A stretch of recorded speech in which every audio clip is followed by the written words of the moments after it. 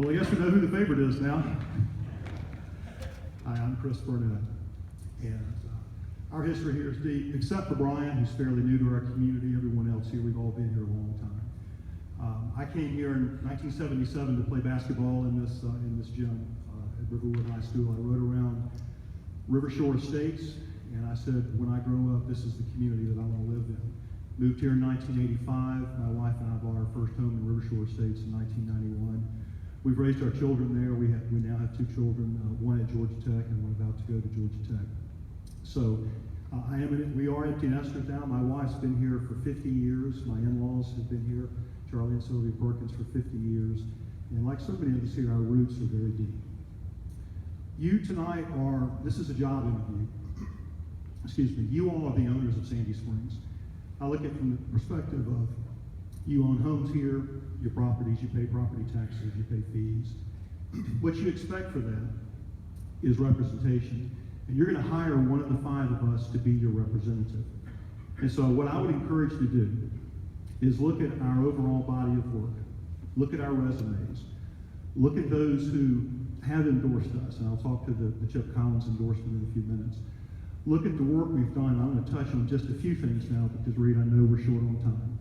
But from a green space perspective, I'm the only candidate here that served on the Sandy Springs Conservancy Board during its most critical years when we executed the three largest park projects in the Conservancy's history: the Great Park at Morgan Falls, the Abernathy Greenway, and then most recently the Lost Corner Preserve.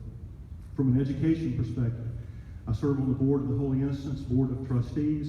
I'm also one of the co-founders of the Sandy Springs Civic Fund, which is a scholarship fund that we are building now to begin granting scholarships to at-need children from Riverwood and North Springs.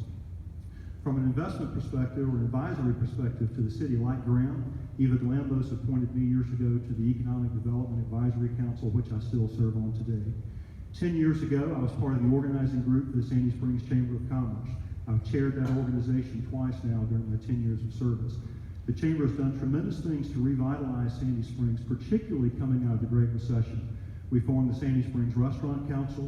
We have over 21 restaurants now, local, that are chef-driven, that are helping rebuild downtown. We formed the Sandy Springs Education Force. In fact, Carolyn Axe is here tonight, who leads that initiative for us.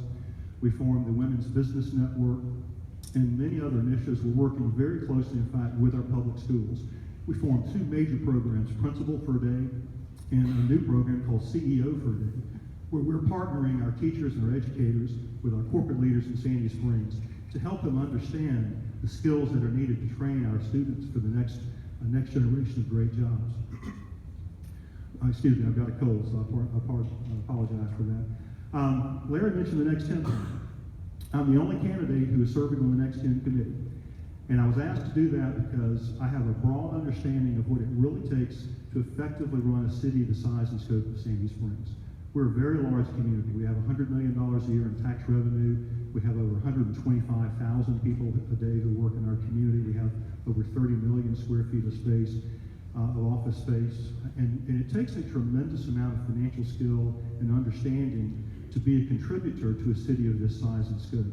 One of the things that I've done in my 36 years as a community banker is I'm all about bringing people together and building a strategic vision. And I think that is crucial for our city. We're working on those things now. And I'm not sure anyone here would say that Sandy Springs is broken, but we certainly can do things better.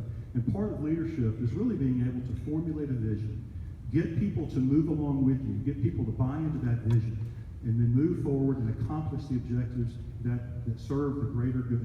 And that's what my life is about, is serving the greater good. I'm in the Sandy Springs Rotary Club. We did a project this year with the Benson Center. It is now up for Rotary International's Project of the Year. And I serve on Camp High Harbor board, if you're familiar with the YMCA's camp. We serve, in fact, there are 870 families just in District 3 who send children to Camp High Harbor. This year we'll have almost 7,000 kids, and almost 1,000 of those kids will be fully scholarship kids. We're making a difference in those children's lives.